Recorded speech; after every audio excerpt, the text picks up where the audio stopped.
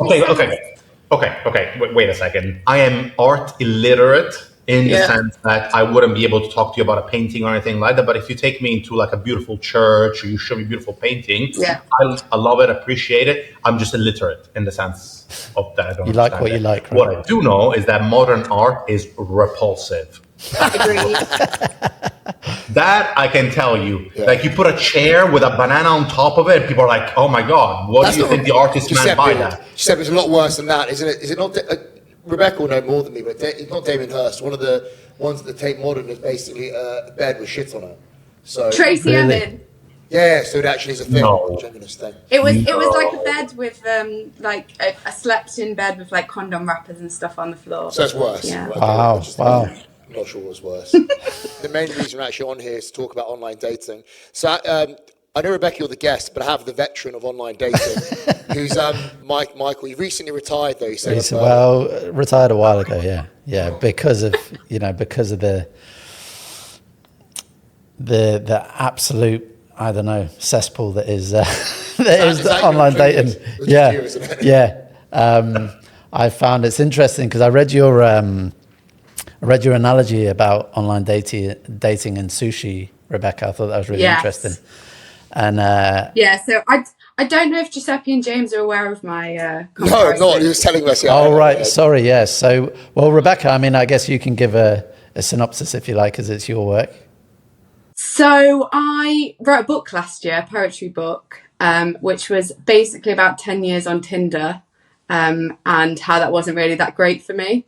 And the reason I started writing the book in the first place is because in 2018, I was just about to turn 30 and I got this notification from Tinder. And a fanfare came on my screen with confetti and it made a big deal. And it said, "Congratulations, Rebecca, you've been liked by 25,000 men on Tinder." And guys, what have you full time? Did you crack out the champagne? I would. James, I actually wanted to cry because it didn't make me feel happy. It made me feel like there were 25,000 men on Tinder that were like, "Yeah, I tapped that," but no, like I hadn't been in a serious relationship for 10 years. And so I just started to feel like a bit of a commodity. And so I was trying to explain to my mum, who's been in a long-term relationship with my dad her whole life, I was trying to explain to her what it's like to be on dating apps. And so I came up with this sushi analogy, which is the one that Mike was referring to.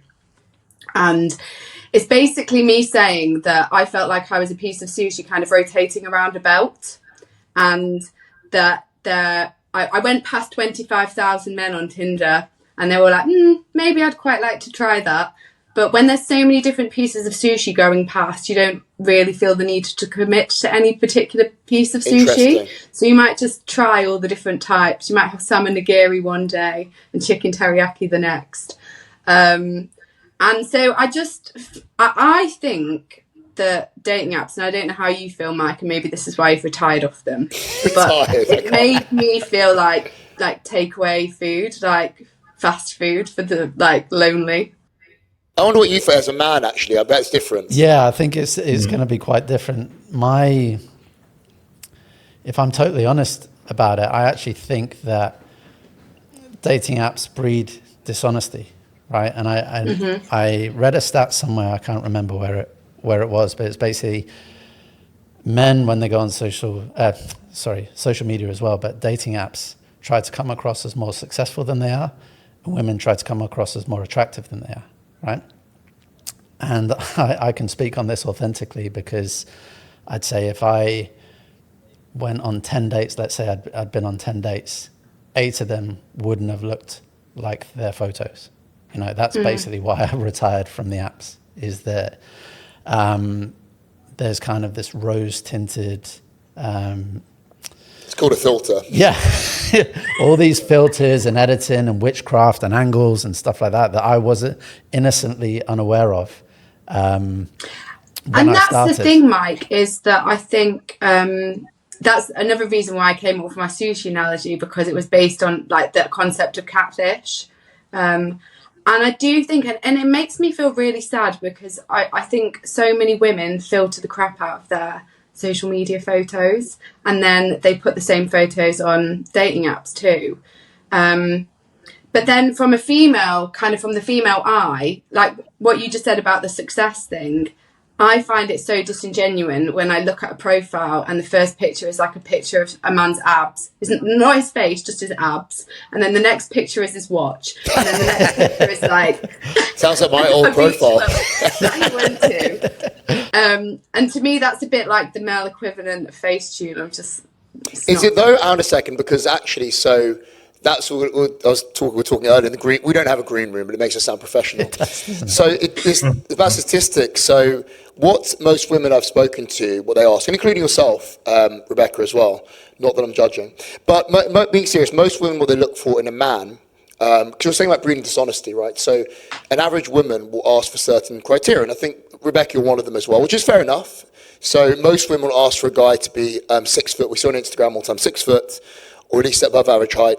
Not married, earn $200,000 a year. Remember, this is dollars. And the reason I say $200,000, a lot of women just say this anyway. But if you say $100,000, then they go, well, I need to stop working when I have kids. They need to earn $200,000. So $200,000. Mm-hmm. What shape do you want to be in?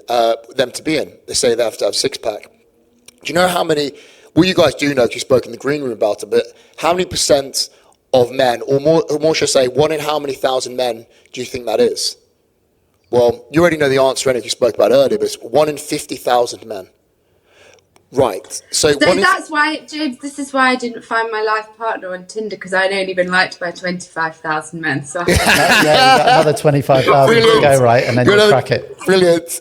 Exactly. When we have some hard work grafting to do, Rebecca, in the next year or so. But 1 in 50,000, I think that the problem is, and we say men are disingenuous, but the standards women are asking for are actually, you know, when women go, the unrealistic standards, factually, the standards women are looking for is unrealistic. It is. Factually unrealistic. There's no emotion in it. It's factually unrealistic. And the unfortunate thing is, not myself, but a lot of women, you know, an average woman, slightly above average, say 6 out of 10. If we're using the American Pie rating system, which everyone uses, from Stifler himself. 6 out of 10, so slightly above average looking, is looking for 1 in 50,000 men. And then you ask, why are women not finding men? And that's the honest truth. And there's no other discussion. Everyone have a discussion back and forth about it, but that is the standards women are looking for. So saying about how men are putting out, you know, a picture of the watch or whatever it is, there's nothing wrong. They explain why. Just go through it and list. The guy puts his watch out, shows a prime hunter. Women want guys with money because they want someone who can hunt and provide. Mm-hmm. So the guy will show a nice watch to show the guy has money. Then you just said the next bit. What guy has to be in shape? The guy shows a six-pack. Right? So these things literally are, and then the 6 foot, they put themselves like short friends. But so the funny thing is, I think people are deluded because they see on social media. So the real reason this is happening, I know people go through social media all the time, but that's delusional. So what happens with women is, if you're an average woman, your inbox is full of men messaging you, want to sleep with you or take you on a date. I think that's what I like. I went to an event, I think it was with Bumble, and they were talking about like the psychology of dating apps, and most men like about 90% of profiles that go past them on. So that's like the sushi belt thing. They're not really. Women might spend a lot of time and effort trying to make their profile like snazzy and different from everybody else's, but the reality of the situation is that men engaging with those apps, they're not really engaging with them. They're just doing it kind of in robot sushi mode and just swiping and not liking every profile that they see that goes past. Well, liking every profile. Interesting thing. So, amount of likes versus a guy messaging you and talking to you. A guy probably will only talk to you if they like your profile and think you're hot. So, the amount of guys that like it is different to the amount of guys that will genuinely go on a date with you. It's two separate things. So, yeah, I agree with you to a certain extent, but I think that what Giuseppe and I spoke earlier about that profile. We all spoke about last week. Remember, yeah, this is a great stat. I remember, yeah. So Giuseppe, basically, to bring up the specific example, it was this, let's call him an average-looking guy. He does have a bit of a receding hairline. He's a little bit on the heavier side of things. Nowhere near obese, but for sure, let's call him full-cheeked, with a thin beard, like questionable choices were made in the fashion sense of it and the physical sense of it, but he's by no means like somebody that you'd be sort of repulsed by. And he was shown the analytics of his own Tinder by Tinder itself. And they showed his left swipe, right swipe ratio. So he swiped left, I think, about 1 million times, and he had received basically a third of the swipe backs, which is, you think not bad, but then they started breaking down what the swipe left to date was, and it literally walked itself all the way down to what it turned out to be 1 million swipes to the left for a single date, which would have taken, I'm assuming, 1 million swipes, probably close to like a year and a half. And so the numbers are, they're off. They're really, really, really off. And that's kind of the reality for a lot of the men that really don't fall within that sort of average range of,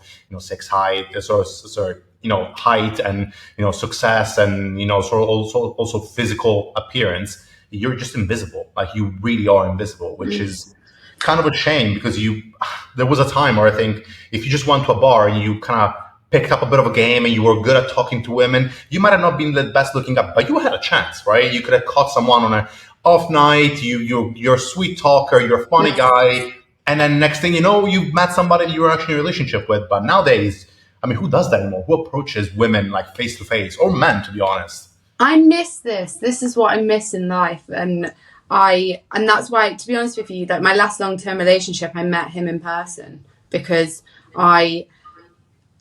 I think that's how people should meet these days. But it's so difficult, because I think men have such apprehension about going up and approaching a girl, because they're just so used to kind of being knocked back and called a bit pervy and like just having it shut down. But I think if you're in an environment where you're doing something that you actually enjoy, so that I actually met my ex-boyfriend at a podcast recording. Right. So I met my boyfriend. Sorry,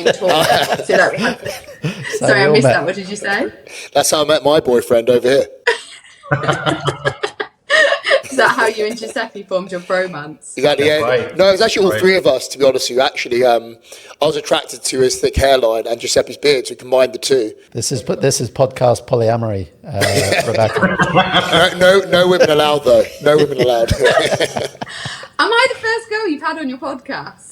Unfortunately for you, yes. You are, yes.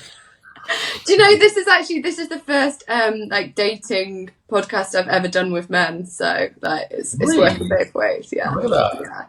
Yeah. But that's the thing, is that I think dating gets talked about a lot by women. Absolutely. And women women overanalyze things. Absolutely. Absolutely. They do. And so it's actually quite nice to kind of talk about some of the things that are coming up with my female friends in a male environment, and get like male points of views on it. But one thing that I realized when I was writing my book is that I used to call myself a feminist, and I used to think that that's how I used to present my identity, I guess, to the world. And then in the last few years, I've decided that I don't think feminism has really served me in the way that I thought that it was supposed to. And the main thing was that in 2020, I came off the contraceptive pill. I used to take the pill, and in 2020, I came off the contraceptive pill, and I'd been on the pill for 15 years. And it's such a thing that it's socially acceptable for women when you become a sexual age. As soon as I turned 16, my GP put me on the pill immediately. And there was, of course. And it was only in 2020 when I came off the pill that I kind of looked into it a bit more and realised that this thing that I was told was supposed to sexually liberate me had actually, I would go as far as saying, conned me. And that's why I think the contraceptive pill is a bit of a con. And I do think that comes quite interestingly into the dating stuff that we're talking about, because I realised when I came off the pill that, first of all, it felt like a fog had lifted from my brain and I could see the world clearly again. But I found that I was being attracted to totally different types of men than I was attracted to previously. And so I kind of researched that a bit more, and I found out that when women come off the pill, they're more sensitive to, I've written this down, they're more sensitive to the MHC complex that men secrete in their sweat.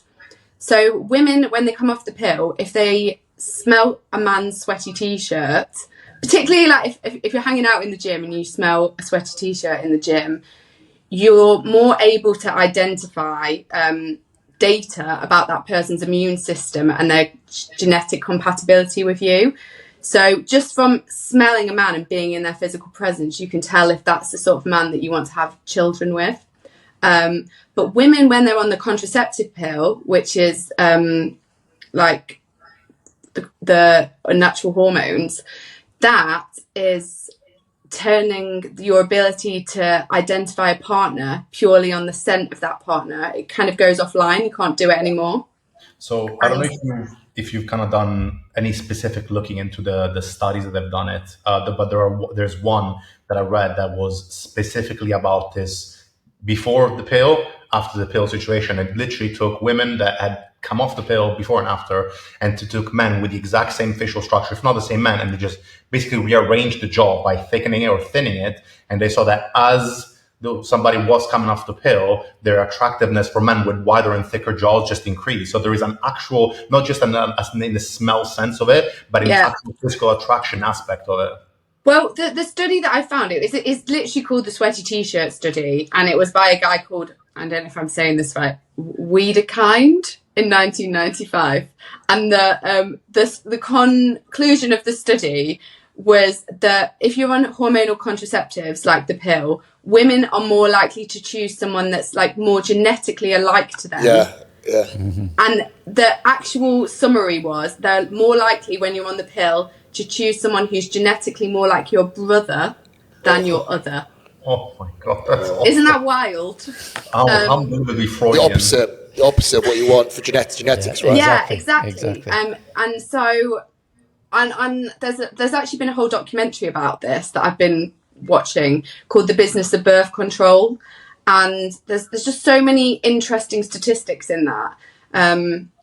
And I guess, like I say, women were told that as soon as we went on the pill, we were sexually liberated. So, you know, and the narrative that is pushed to women is, oh, well, when you're on the pill, you don't have to worry about getting pregnant. And that kind of encourages more of casual sex and things like that. But again, as I wrote my book about 10 years on Tinder, I realised that casual relationships hadn't really been benefiting me. It wasn't something that I particularly enjoyed. And it'd be interesting, Mike, to get your viewpoint on that as someone who also has retired from dating apps recently. Does casual dating make you, that's the thing, I think it's really good to have both of you here to talk about this. Does casual dating make women happy? And does casual dating or sleeping around for men make men happy? I think as men and women, we spoke about modern feminism, liberating women and turning them more into men or behaving the same way. Has that made women happier? That's the thing. I think before I asked Mike, actually, I asked you, Rebecca, because you said, you know, you're casually dating. Do you think modern feminism saying women should casually date, women should sleep around, it's good, it's net positive? The funny thing is men aren't told that. Men are not told either. Men are just, you do what you need to do. Women are told that it's fantastic you're sleeping around. It's great that you're... In fact, the point where I actually would say, and Rebecca would agree with this as well, where women are told... If a man, say your friend is cheating on their husband, their wife, or girlfriend, a man, you know, as a man, you go, that's not good. If people do it, I'm not saying people don't do it, but you're told it's bad. Your friends will go like, mate, you need to stop. She's a nice girl, stop it. Whereas women are told that, oh, he obviously isn't good enough for you. The guy isn't meeting your needs. Whereas women are told that it's virtuous to do that. And I think that's the problem we have, that it's seen as almost positive women doing that. I've never come across a woman cheating and the female friends telling them it's bad. They usually will tell them it's good, and it's the guy is not good enough. You're not going, maybe that could be your fault. Maybe you need to take a look at your relationship. Maybe you need to talk to your husband or boyfriend. So the question is, what I was trying to say, get down to was, does casually dating make women happy? No. Well, it does. I can only speak on my behalf, but no, it doesn't. So when I was on dating apps, and this is the thing that I've come to realise, because there are so few men that are kind of on the pedestal of what women, if they're really honest with themselves, would really want. Yep. So women want someone that can kind of meet them at the same level intellectually, who can meet them at the same level, like in terms of where they're providing in a career and things like that. If you want to have a family with somebody, you want to know that that person can support you. You want to know that that person is like your intellectual equal and can kind of lead you, I guess, and lead the family. And if shit hits the fan, your partner is going to be there and support you. But as we said, I think we said 1 in 50,000 men kind of meet that sort of top level criteria. It's not top level. It's not top level. That's one. Most women ask for that. That's not top level. Okay, 1 in 50,000. One in two. The basic thing that men are looking for, and this I kind of guess goes back to the sushi analogy, because that 1 in 50,000 men have their pick of every kind of woman who is doing all right for herself, and there are a lot more women out there, I would say, that were kind of meeting the standards of society. But it means that 1 in 50,000 men don't have to commit to those women because there's other pieces of sushi going past. And so it's detrimental to both sexes, I think, because it then means, like Giuseppe was saying, the men who have got good chat and the men who in a bar situation would actually probably pull aren't getting those sort of connections anymore. They're being overlooked in favour of the 1 in 50,000. But I think the only person that succeeds in this and benefits from this situation is the 1 in 50,000 man. Yes. Because he is literally living his best bachelor life, and he's got, I want to say, hoes in different area codes, because he probably has. I like that. At the end of the day, by the way, he can also pick a long-term partner without his reputation being damaged. So if a guy that meets all those criteria just goes, you know what, I've now had enough of sleeping around, I'm going to find myself a good wife, a good woman, he will have zero difficulty finding it. Whereas if you reverse the roles and you meet a woman in her 40s who's done sleeping around, her choices are going to be even lower than the one that she would have when she was 20, and then even less when she was 30. So they really get to have the cake and eat it too, in that sense. And and that to me is why I don't feel sexually liberated by dating apps. I actually preferred my life pre-dating apps, when people would meet each other in person, because I think you made sort of more genuine connections then. And also, before dating apps, your competition pool was a lot smaller. It was generally your like geographical area. Yeah. So if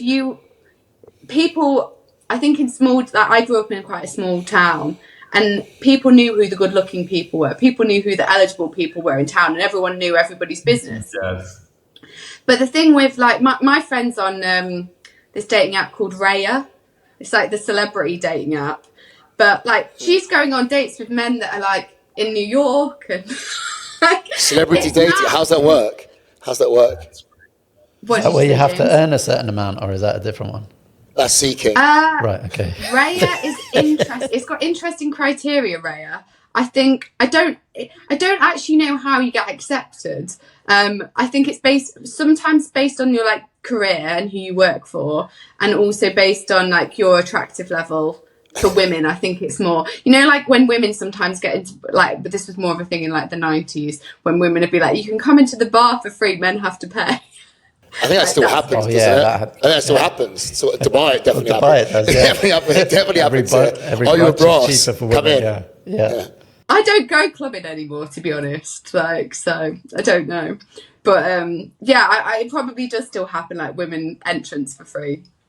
But my point, going back to my point, is that I think nowadays your selection pool, even like geographically, it's worldwide.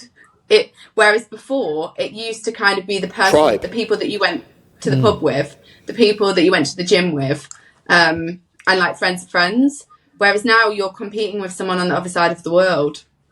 Yeah. Rebecca's always spoke. Like social media in a way. The dating apps in a way became kind of like social media has done to communication, meaning social media has kind of completely altered communicate with one another. There's this really odd way that people interact and kind of yell at each other, even though they're not yelling. And dating apps have done the same for dating, in the sense that everyone tries to be this very specific, hyper, either masculinized or hyper successful version of themselves, and that might not be that might not be the case at all. And it just don't die. But it's kind of insane. It's to do with, because I'll tell you what it actually is. So both ways, for both men and women, exactly the same. You go on social media and see all these beautiful women. I think on social media, every guy has a six-pack, every guy has a Ferrari, every guy, literally is whatever it may be. And I think that people are getting deluded about what is normal. And I think that this comes from a place that, in a really nice way, that a lot of my friends do actually fit those criteria. But I would say actually more than half my friends fit the criteria we spoke about, 1 in 50,000. So if you look at my friends in a bubble, that seems like all men are like that. But as a man, I'm aware that's not normal. That's not a normal thing. However, I think that women will think that's normal. Same with the men. We'll see. Well, actually, I was going to take that back. I'll say what I was going to say, then take it back. I was going to say, well, men will get deluded about what they deserve. They see those beautiful models on Instagram. But actually, if you talk to any man I've ever spoken to, you go, what's your criteria? And they say the woman should be kind and gentle and not overweight. That's pretty much it. I'm not joking. And you have a good conversation. That is, when you get older, generally someone who's intelligent enough to have a good conversation with is pleasant. But saying that you don't want someone to be obese and be nice is not the same as asking for a guy who's 1 in 50,000. Right, so it isn't. I mean, people don't like to talk about it, but it's true. That's not the same thing. It's a hot potato, and men get judged on stating what physical attributes that they like, that they prefer, right? How specific is a six-pack? I mean, you've got lean, and then you've got super lean. You need to be super lean to have a six-pack, right? You can't even say you want a slim woman, because that's seen as derogatory. Yeah, disgusting. I have to delete that part of the podcast, sorry. Yeah, but it's true, isn't it, right? And then we won't go down the rabbit hole on this, but asking for a certain type of height is asking for a physical attribute. They can't know anything about as well. Yeah, and why is one okay to say? It's almost a norm to say. But then if you talk about body composition, weight, stuff like that. Well, I mean, I used to take out body fat calipers on dates. Did you not do that? To just go too overweight, literally. And I think that's why I retired. Is that they didn't like that. Well, I used to take can we just have our first date in an in-body scanner, please? You've taken the machine with, actually, Giuseppe, the one at our gym in London actually is portable, so we'll bring it to Dubai so he can start dating again. That'd be a great idea. I do. Well, the in-body scanner. But Rebecca, actually, you kind of touched on something earlier that I thought was very interesting. You said you were a feminist and now you no longer really feel like that served your purpose. And for this podcast, I kind of went over some of the basic foundations of really where this idea of the contraceptive pill came from, because it really was an ideological push more than a scientific discovery. And the very, very, very first contraceptive pill clinic was opened in 1916. So not that long ago, but still. 1960. 1916. You said not long ago. You just went not long ago. That is pretty long ago. In terms of how everything has happened, in terms of how really society has changed over that time, yeah, it actually is a significant amount of time. Point being, that's where it was started. But then if you look at the people that started it and why they started it, I mean, yes, they were for what you would call first wave feminists, so the suffragettes, we need to have equal rights, which was the idea founding behind feminism for 5 minutes. And then it got interconnected. It's a socialist, left-wing, really sort of hating maternity and motherhood and femininity of any kind within 5 minutes of it existing. And then it really became a societal push more than an ideological push more than a sort of an actual medical push for women to be on as quickly as possible. And I think if you are to go back and look at those people and what they wrote about, being a woman, what it means to be a woman to them, and where they see society heading, you think, why do we let people that think those things of womanhood, femininity, that legitimately look down on mothers and motherhood as if they are enslaved by their man in that sense, as somebody that should be driving the hormones that a woman takes as soon as she reaches puberty for the entirety of their adult life, and think, And it is quite alarming, Giuseppe, because I And so I came off the pill. I'm 36 now. I came off the pill when I was 31, and this is madness because I like to think that I'm like quite an intelligent woman, but I didn't realise the whole time I was on the pill, from the age of 16 to 31, I'd not had a natural menstrual cycle. I'd not had like a natural period. And I was reading about this like yesterday. I wrote it down. 1 second. I want to get the words right. Oh, go for it. But yeah, I got this off. I'm using a method now for contraception called natural cycles. Yes. Like not sponsored by them or anything. It's just something that works for me. But it's like taking your temperature every day, basically, and it means you don't have to take any hormones anymore. But nobody taught me about this at school. Yeah. And it wasn't just school. It was like university. It was my GP. It was 16 years of my life. Nobody told me about this. But yeah, I was looking into what the bleed is that you experience when you're on the 21-day pill, which was what I was on. And it says, bleeding women experience on hormonal birth control is not a menstrual bleed or period. A 21-day pill causes withdrawal bleeding during the week break. So if women take the pill, most women have like a 7-day break. Okay. And that's a withdrawal bleed. And the 21-day pill stops ovulation from happening. So I didn't ovulate from 16 to 31. That's so crazy. That is mad. And also, by the way, you know the difference between contraception effectiveness of the natural cycle versus the pill? That's on my 1% difference. Yeah. Wow. 99 to 98.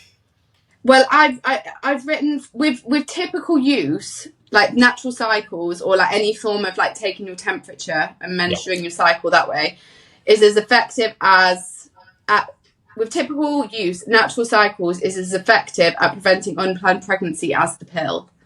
And then interestingly, in comparison with typical use, the male condom is only 87% effective at preventing unplanned pregnancy. Whereas, I think the natural cycles method is more effective. Off the top of my head, I think it's about 93% effective.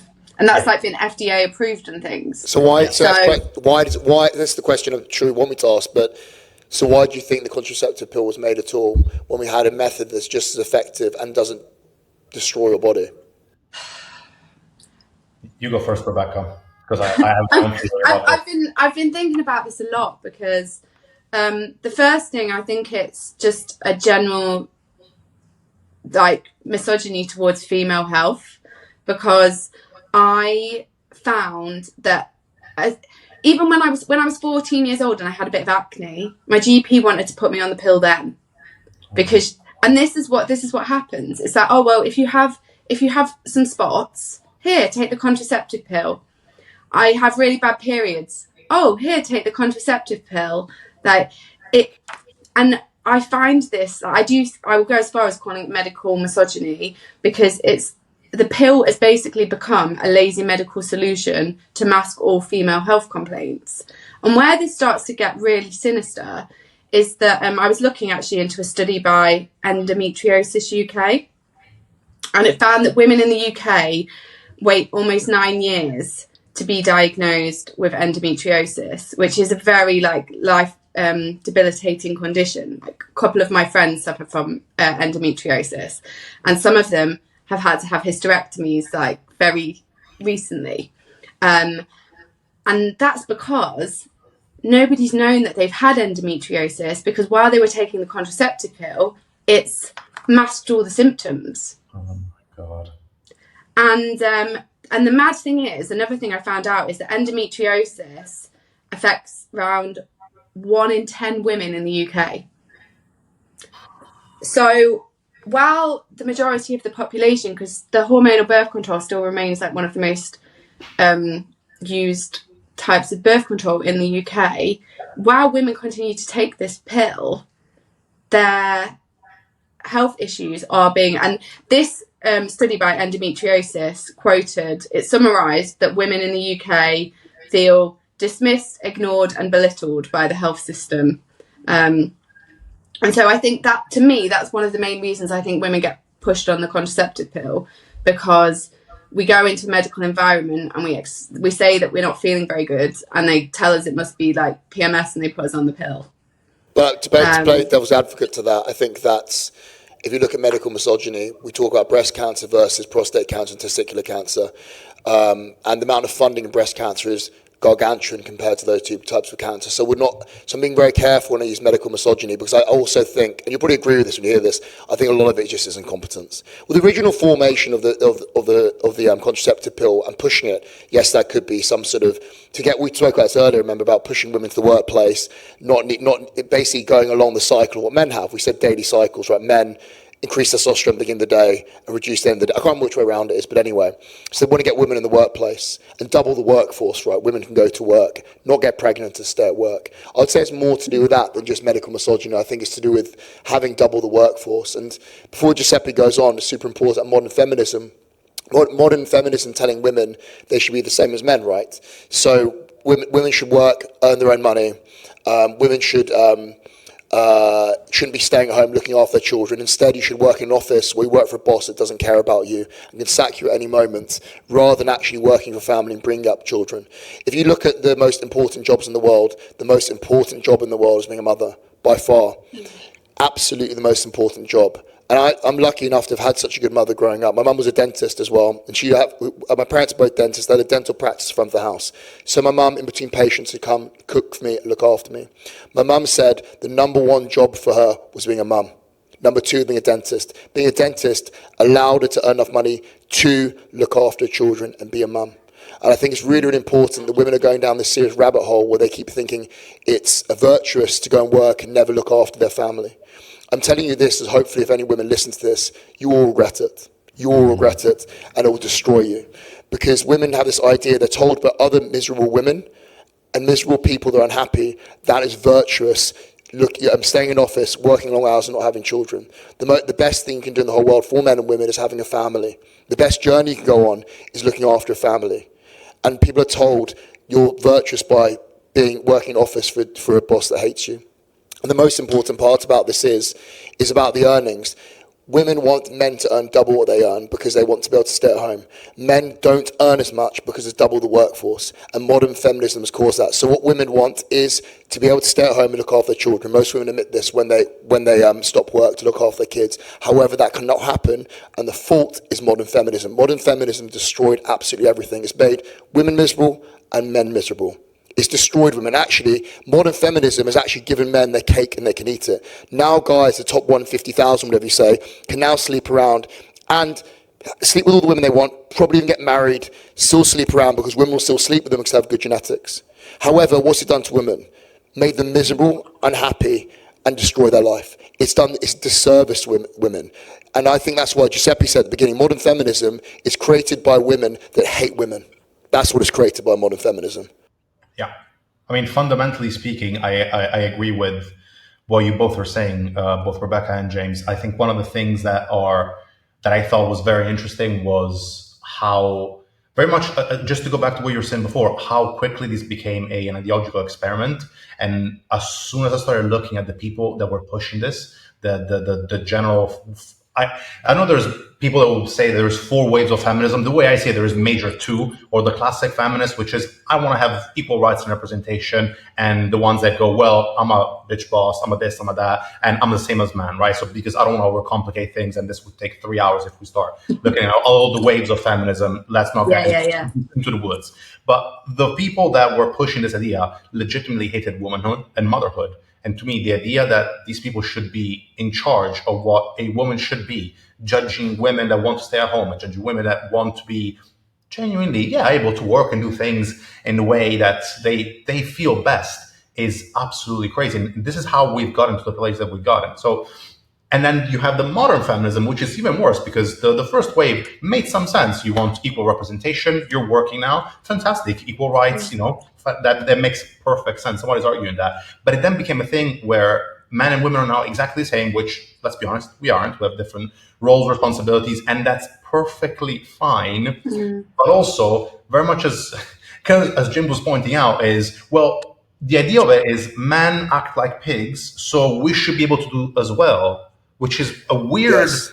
concept and weird stance, Yes. because if you thought that was bad, then why are you acting the same way? And if you are, does it make you any happier? And as you now know for a fact, just being out there and just constantly interacting with this revolving door of men does not make anybody happy. I don't think it makes men particularly happy to begin with. Even if you're the top 1%, if you were legitimately to ask a man, would you rather sleep with thousands of women and never really settle with anybody, or find the one that you're happy to be with the rest of your life?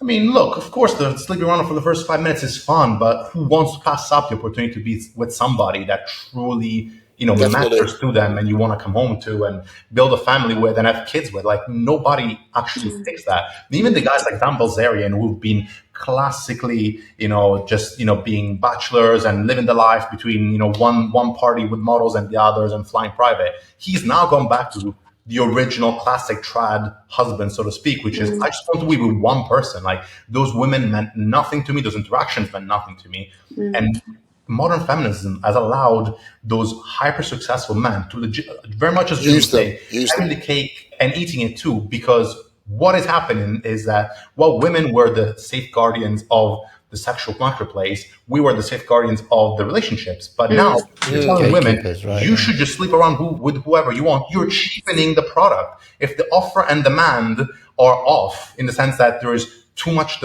offer and there's not enough demand, then guess what happens is the value of meeting somebody and building a relationship with them is gone. It's non-existent, because Tinder, you have a fight, back on Tinder, there'll be someone else down the line, and that makes nobody ultimately happy. I think it makes women particularly unhappy, but I don't think it makes the vast majority of men happy either. And so we're stuck in this really weird, odd way of communicating and dating with one another. That is, I don't see where we go from here. I really don't. And I actually want to get your guys' thoughts on this. Where do we go from here? From a female perspective, first of all, I haven't been on, I think I've been on one Tinder date this year, maybe two. Not Tinder, actually. I don't use Tinder anymore. Hinge. Okay. It's a bit more sophisticated. I was longer. But largely, I've just deleted all the dating apps, and I am focusing my energy on meeting people in real life. And how I think the way to do that is, because I appreciate that it's not, people don't really approach, men and women don't approach each other in bars really anymore. But I think the key I've found to meeting people is going to do things and finding community in something that I'm really enjoying and I'm passionate about. So I go to a writing group once a month. I see the same faces and we all love writing and it's great.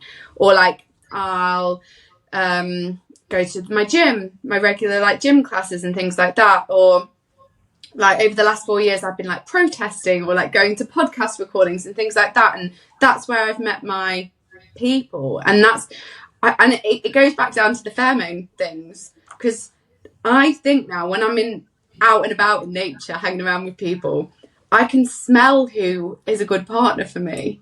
And I think that you can't do that on a dating app. Yeah. But the other thing is that I just won't tolerate casual, ambiguous situationships anymore. And I don't know if that's me just becoming older and wiser, but I'm just exhausted with it. And I think, you knowing your worth. Exactly.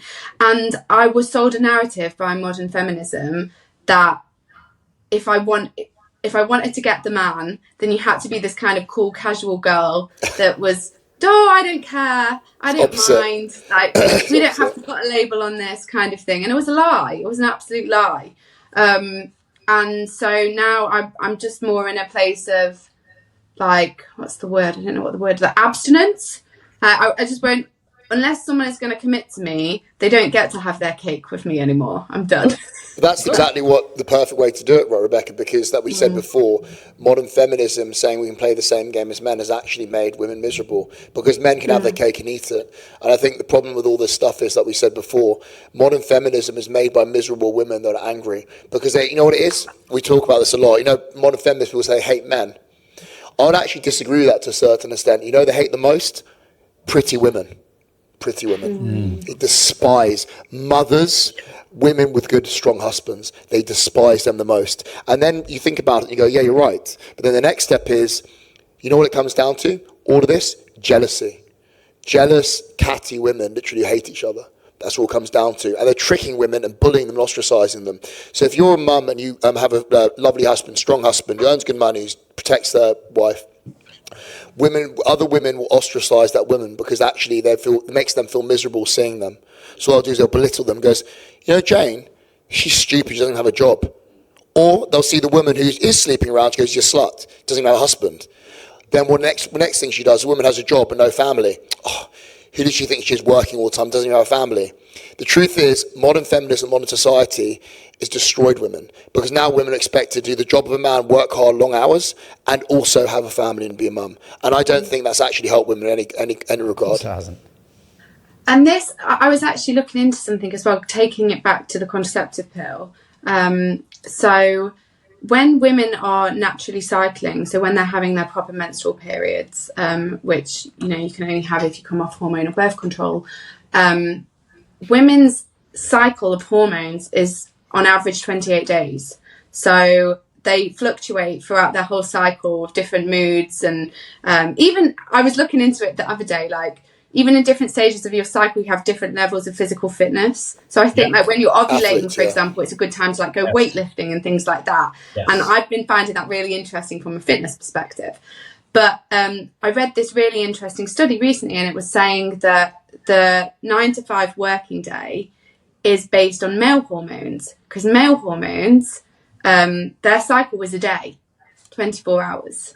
It's a circadian rhythm, yes. Circadian rhythm. It's a pulse circadian rhythm, yeah. The men and women both have that, though. That's and men. What I'd say to you, sorry to interrupt, Rebecca, but we spoke the other day. Men and women both have a circadian rhythm, so that's not male. Oh yeah, no, it was more like it wasn't circadian rhythms. It's more like your testosterone levels. But that's basically what in the morning drops in the evening. Peaks in the morning, drops in the evening. Yeah. So what I was trying to say is, from an office environment, it seems that like the male's like physical biology is more suited to like a 9 to 5 environment, whereas females fluctuate a lot more in terms of their productivity and stuff when they're going through a menstrual cycle. And part of me wonders if that's why, another reason why women were put on the contraceptive pill, because if it stops them having a menstrual cycle, does it make them more kind of male? Male. It flattens out the differences, yes, it does. Yeah. It does. Yeah. And I did feel, and I can only describe it from my personal experiences, but I literally felt when I came off the pill like a fog lifted from my brain, and I suddenly could like see all the world in colour again. And do you think it came a little bit at a time, or did you have like this big come to Jesus moment where you're like, oh my God, this is me now? Sorry, say that again, Giuseppe. Do you think that happened incrementally? So as the weeks and months went on, you kind of realized I'm changing, or was there like a moment when you thought I'm a different person now, this feels different? I think it probably, because I've been on the pill for like 15, 16 years, it did take a good 6 months for me to flush it all out of my system. Right. And yeah, it felt like it kind of happened incrementally, even in terms of, and again, I can only speak from my own personal experiences, but having been on the pill and now not being on the pill, I felt like a very muted version of myself when I was on the pill. And as I came off the pill, like I wrote a whole book, like I've started doing podcasts, I've become like very opinionated about things. Whereas I felt those 15 years I was on the pill, I felt robotic. Yeah. And I do think if you take away a woman's menstrual cycle, you take away a lot of things that are important to her emotional. What do you mean? It's the most important thing, reproducing, the most important thing in the world. I think the way we were discussing it last time, which was very interesting, was it would be the correspondent of putting 15-year-old boys on TRT as a contraceptive method, and then being shocked when at 30 they have erectile dysfunction and they're infertile. Like, well, what did you think was going to happen when you suppress their natural production of testosterone and, LH and FSH and all the hormones that make us, right? Mm-hmm. Ultimately, it's one of those decisions that very much as you, I think we kind of, ironically, I elaborated more on this last time around, but you almost feel like doctors kind of push it on you, like legitimately, you just have to do this and you just have to do, and there is no talk, there is no debate or them getting you to think like, hey, we can do this for you if you truly insist, but these are the options you're looking at. These are the long-term outcomes you could possibly suffer from getting on it this early. Like, there is no debate about that. It just seems like it's a very kind of copy and paste industrialized process. And I don't understand how we got to that point. One thing that I find quite interesting from the pill being pushed onto everybody, and you said they don't really talk about the side effects of it. And I found out recently that the International Agency for Research on Cancer classifies birth control as a class 1 carcinogen. And that was never, I mean, they tell me I got a massive, in every pill pack, I had a massive leaflet with everything that were the side effects. But it was mad to me that the pill was handed out to me like Smarties, and nobody once ever overtly told me that. The responsibility was all on me as a woman to read the fine print on this. So yeah, I do find that quite that information alarming, shocking. particularly as there are so many natural hormone solutions available. That's the crazy part. That's the crazy part. That there's other healthier and better forms that don't destroy you. And like we said before, it's putting a fog over you because it's stopping you do the most important thing in a woman, which is reproduce. It's insane. Absolutely insane. I've really enjoyed this conversation. It's been great. And I definitely think we should do another one. Yes, please. That I want to say on plenty like to egg cover, right? freezing and things like that, because that's a whole other topic. Definitely. But if anybody wants to find me, I'm on social media. My handle is wandering with an A _in_heels. And I've got lots of sort of poetry and politics on there. And my poetry book, my website is wordsbyrebeccaarcher.com. So you can find out more about my poetry on there. You'll love it. But yeah, honestly. it's been really cool to have like male-female debate on the feminism thing. Really interesting to get male viewpoints on it. Well, I think you see, Rebecca, loads of people. I know it's actually interesting. A lot of women I know will have just only female debates. And I'll be honest with you, they say, play hard to get, all this stuff. And it's like, you're sending yourself to your grave. Like, I'm watching them, women do this to each other. I'm like, what are you talking about? A guy doesn't overthink interactions. They'll think, all you need to do is play hard to get. An average healthy man goes, oh, they're just not interested, and just moves on. It's crazy, isn't it, how women will speak to other women about how men think. Right? Yeah. And then, yeah. What do you expect to happen? Exactly. Rebecca, thank you so much. And that's one thing, Mike, that I've realised actually, is that I used to work in a very male-dominated industry, and for the last 15 years, I've moved into a very female-dominated industry, and I've missed male interactions and kind of having, it's been really refreshing for me to talk to like successful men and kind of being a male chat again. The female workspace can be quite catty and bitchy. And I never heard that before. That's my experience. Like what you said before, isn't it? Yeah. Leading each other down the bad path. Let's do that. Actually, we'll do that, and we'll do it in a few weeks. We can do it in the next month or so. Yes. Female workplace. Let's do that. I like that one.